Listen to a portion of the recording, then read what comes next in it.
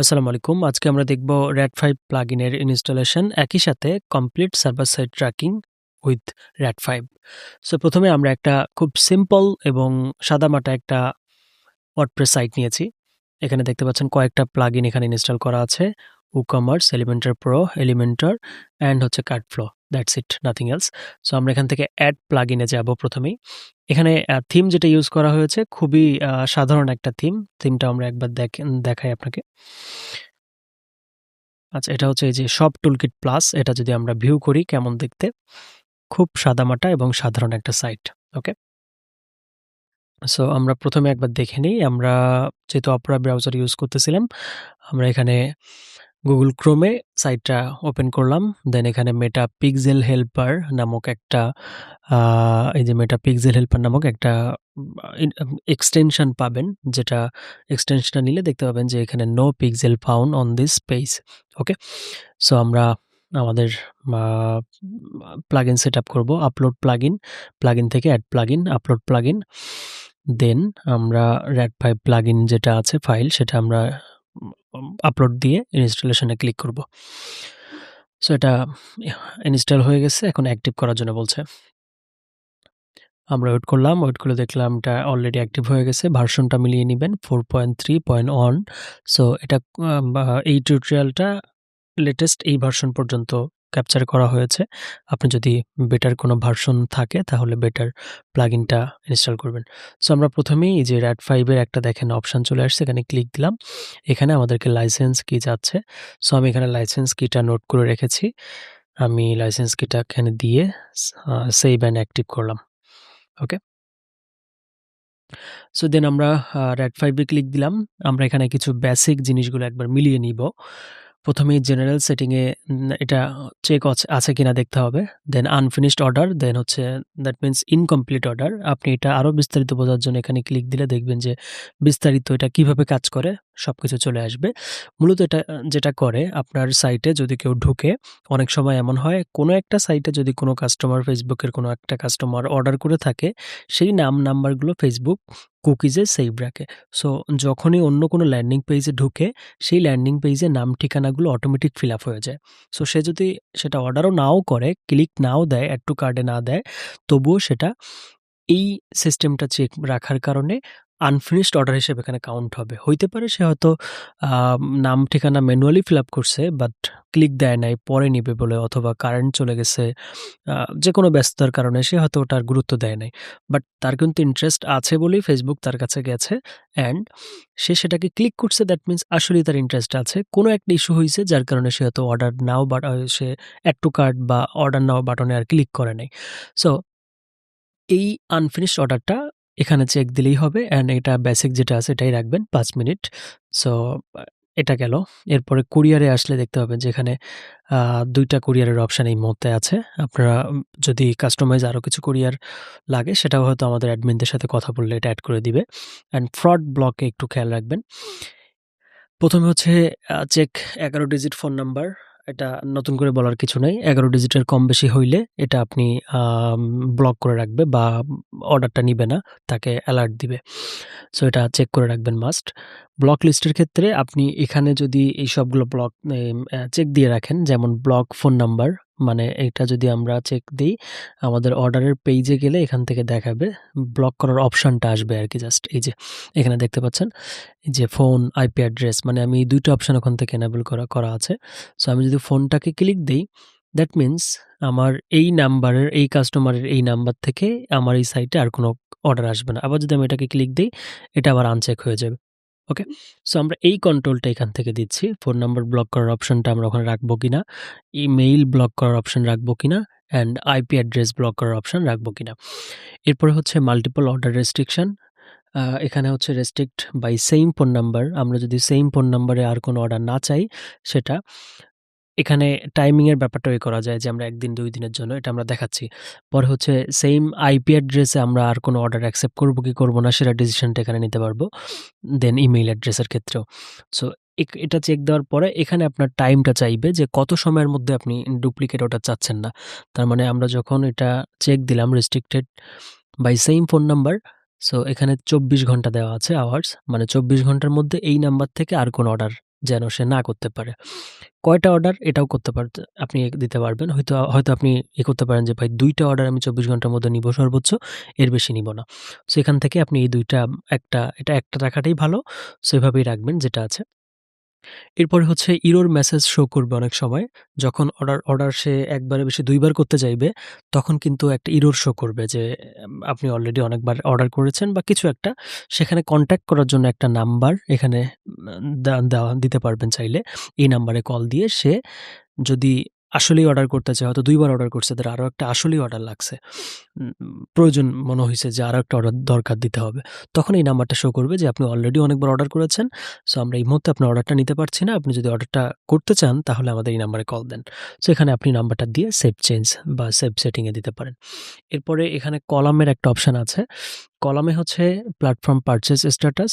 এই যে আমরা এখানে Facebook এ পারচেজ ডাটাটা পাঠাচ্ছি কয়বার, এইটা যদি আপনি এখানে দেখতে চান, দেন আপনি এখান থেকে এটা চেকমার্ক দিতে পারেন। কাস্টমার কুরিয়ার হিস্টোরি, কাস্টমারের যে ডাটা কুরিয়ারের যে হিস্টরিটা কত পার্সেন্ট হইছে এটা যদি রাখতে চান এখানে দিতে পারেন। কাস্টমার অ্যাক্সেস যেটা আমরা দেখাইলাম। এই যে অ্যাক্সেসটা এখানে ক্লিক দিলেই যে ব্লক হয়ে যাওয়ার যে অপশনটা, এটা আপনারা অন রাখতে পারেন। সেন্ড টু কুরিয়ার, কুরিয়ারে সেন্ড করার অপশন। এখান থেকে কুরিয়ার অ্যাক্টিভ করা থাকে। অ্যাক্টিভ শুধু না, এখান থেকে এপিআই কি বা সিক্রেট কি যদি প্রপার ওয়ার্ক করে, দেন হচ্ছে আপনি এখান থেকে চাইলে একসাথে সিলেক্ট করে কোনো ওই যে সেন্ড টু কুরিয়ার যে কুরিয়ারে দিবেন সেই কুরিয়ারের নাম আসবে। এপ্লাই দিলে অটোমেটিক্যালি সেই ডাটাগুলো চলে যাবে। আচ্ছা, এরপর হচ্ছে আমরা কলামে ছিলাম। ওকে। রিলেটেড অর্ডার, এটা হচ্ছে আমাদের অর্ডার পেইজে গেলে, যেমন আমি এখানে গেলাম। যাওয়ার পরে এখানে দেখেন রিলেটেড অর্ডার নামে একটা আছে, এটা আমরা ওপরে নিয়ে আসি। এটা খুবই দরকারি একটা জিনিস। সেটা হচ্ছে যেমন এই অর্ডারটা আমাদের কোন স্ট্যাটাসে আছে? পারচেজে আছে। সো এইটার বা এই নাম্বার দিয়ে আর কোনো অর্ডার আসলে আমাদের সাইটে আছে কিনা? এটা দেখা যাচ্ছে অনেক সময় যখন আমরা অর্ডার কনফার্ম করতে যাই, তখন ১ টা বা ২ টা ৩ টা অর্ডার অনেক সময় কনফার্ম হয়ে যায় যে এই নামে আর নাম্বারে অর্ডার আছে কিনা। ওয়ার্ডপ্রেসে এই সিস্টেমগুলো খুব স্বভাবত সব প্লাগইনে থাকে না। সো এখানে এই নাম্বার দিয়ে অলরেডি দেখেন নাম্বার অথবা আইপি দিয়ে যদি কোনো অর্ডার থাকে, সেটা এখানে শো করবে। মানে এই অর্ডারটার বাইরে আরো কোনো অর্ডার আছে কিনা। যে এই অর্ডারটা অলরেডি পারচেজে আছে। সো এখানে দেখাচ্ছে একটা রিলেটেড অর্ডার আছে। মানে এইটার বাইরে এইটার আরো একটা অর্ডার আছে, সেটা হচ্ছে প্রসেসিং এ আছে। এটার অর্ডার যে আইডি সহ কত তারিখের অর্ডার সেটা সহ শো করছে। অ্যান্ড এখানে দেখবেন যে একটা লিংক অপশন আছে। সো আপনি যদি এখানে ক্লিক দেন, সেই অর্ডারটাও ওপেন হয়ে যাবে যে এই অর্ডারটাও এখানে আছে। দেখেন এই অর্ডারে ঢুকলাম, এখন দেখাচ্ছে পারচেজ একটা আছে। তার মানে আমরা এইখানে যে পারচেজ অর্ডারটা দেখতেছিলাম সেটা এখানে দেখাচ্ছে, অ্যান্ড এখানের অর্ডারটাকে দেখাচ্ছে এখানে। তার মানে ২ টা অর্ডার হইলে এখানে আরেকটা এখানে শো করবেই মাস্ট। সো এটা আপনাদের জন্য অনেক কাজের। এটাকে এনেবল করে রাখবেন। অ্যান্ড হচ্ছে আ আমরা ইনভয়েসে আসি। আপনি এখান থেকে চাইলে ইনভয়েসের এগুলো নিয়ে একটু ঘাটাঘাটি করতে পারেন। ইনভয়েস খুবই সিম্পল কিছু ইনভয়েসের ব্যাপার রাখা হয়েছে। লেবেল আপনি চাইলে লেবেল প্রিন্টার করতে পারবেন। কুরিয়ারের আইডি বা কিউআর কোড সহ করতে পারবেন। ইনভয়েস করতে পারবেন, অ্যান্ড কাস্টম কোডের জায়গায় যদি আপনারা কোনো ডেভেলপার হয়ে থাকেন, এখানে কাস্টম কোড করতে পারবেন। আচ্ছা, এখন আমরা মূল জায়গায় আসি, সেটা হচ্ছে Facebook সেটিংস। Facebook সেটিংসে আপনি একটু দেখবেন, ১ম এই এই পেজটা ওপেন হবে। ওপেন হওয়ার পরে অবশ্যই এটা আনচেক থাকে, এটাকে চেক দিয়ে রাখবেন। অ্যান্ড এখানে আমরা আমাদের pixel ID access token and test event code দিব। সো এটা কিভাবে জেনারেট করতে হয় এটা আমরা এখান থেকে দেখাই। ১ম এ হচ্ছে বিজনেস ডট, এই যে চলে আসছে আমার এখানে business.facebook.com যাবেন। গিয়ে আপনার বিজনেস অ্যাকাউন্ট যেটা আছে সেটা ওপেন করতে হবে। সেটিংসে গেলে এখান থেকে ডিরেক্টলি চলে আসে।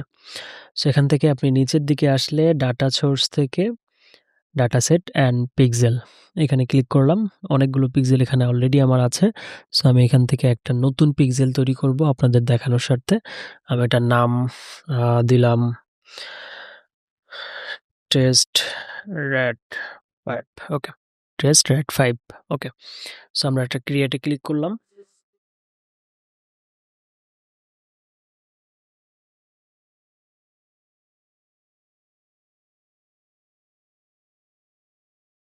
ওকে, আমরা রিলোড দেই।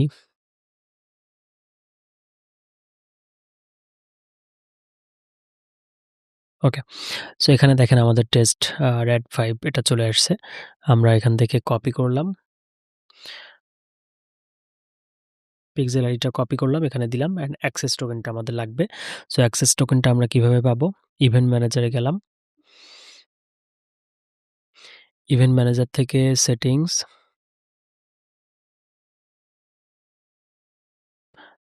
থেকে আমরা নিচের দিকে আসব।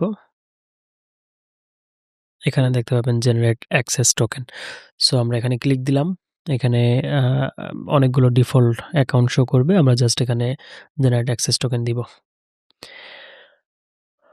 লোড নিবে, সর্বোচ্চ ৫-১০ সেকেন্ডের মধ্যে এটা চলে আসে। সো আমরা অ্যাক্সেস টোকেনটা কপি করে এখানে ক্লিক দিলাম।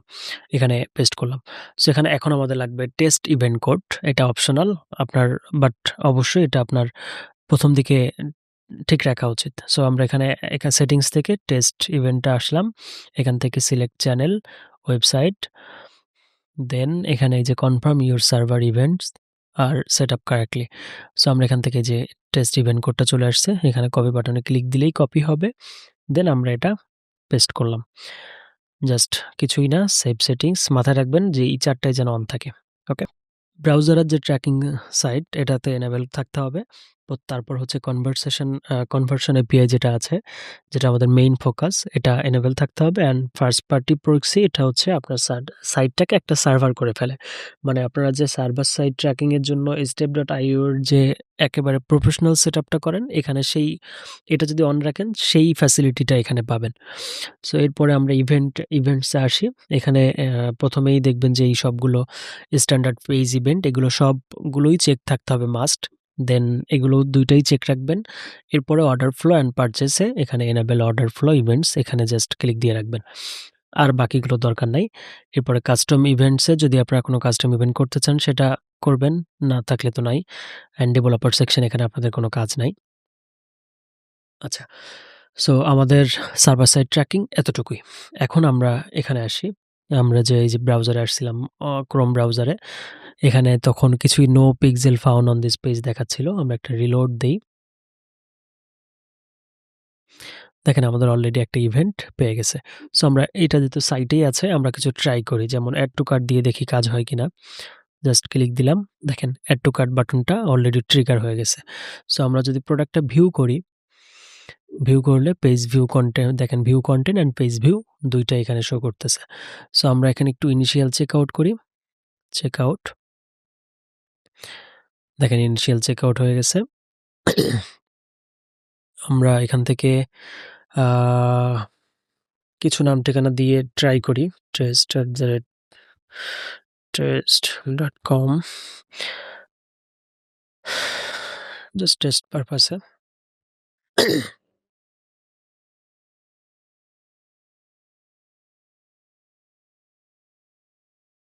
ওকে, সো আমরা এখন প্লেস অর্ডার, আচ্ছা এখানে অ্যাড্রেস লাগবে, টেস্ট।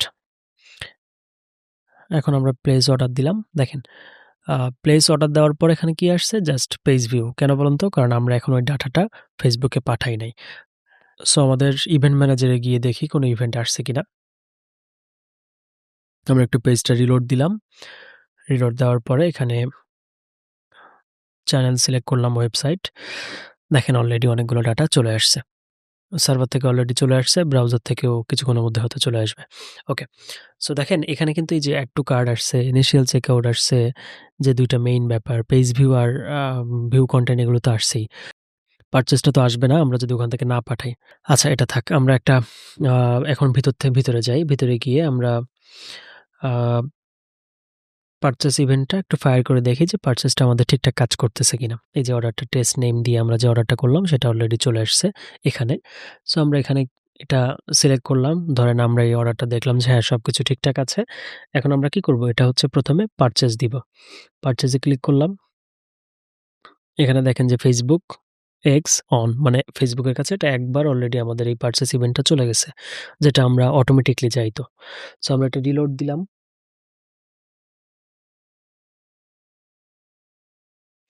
রিলোড দেওয়ার পরে এখানে দেখেন এই যে পারচেজ ইভেন্টটা চলে আসছে। ওকে? সো এটা কিছুক্ষণের মধ্যেই ডুপ্লিকেশন হবে।